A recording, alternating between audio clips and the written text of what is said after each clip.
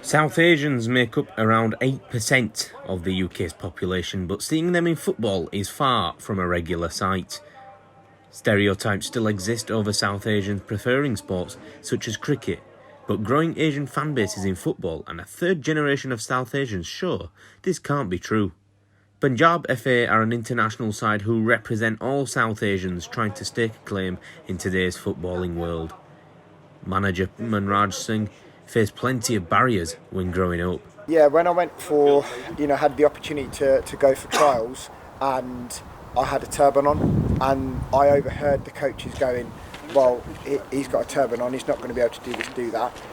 And that really affects you when you're going for, you're going forward for trials, and you think that you've played really well, and then you hear that. To hear that has a massive impact, and I think that's, and there were other factors as well, but that one really sticks in my mind. But it also pushes me in terms of the coaching and the other side, in that I want to give young players or players that have the potential to help them maximise their potential, give them the best opportunity, because we can show them. So now I'm in a position where I can support them.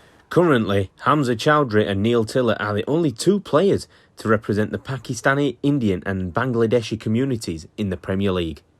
Less than 0.3% of footballers are of South Asian descent, from 4,000 footballers in the British football pyramid.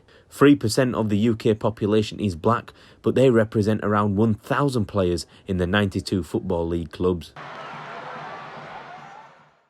Black players such as Marcus Rashford, Jadon Sancho and Raheem Sterling have excelled in the England team and have become regulars for the Three Lions.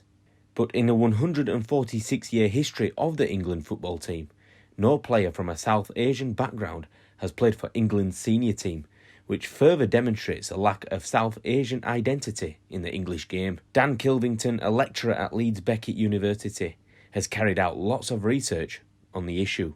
I think that still Asian, South Asian, British Asian families and parents get blamed.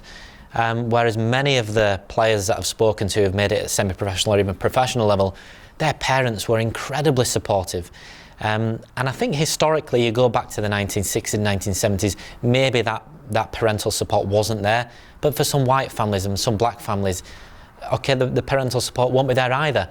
I do think it's a slightly unfair criticism labelled or levelled at British Asian families to say their parents don't support. We can't stereotype all British Asian parents to be unsupportive of the children, that they just want the children to be a doctor or a lawyer. I mean, you look at, if you're a professional footballer, you'll earn a lot more money. A very famous one is actually Dave Bassett, who said back in 1996, obviously he didn't say this to me, but he said the Asian build is not that of a footballer. Maybe it's because of the diet they intake. The Asian is not built for building up a physical frame. And that tells you everything. That's the manager of Leicester City back in the 90s.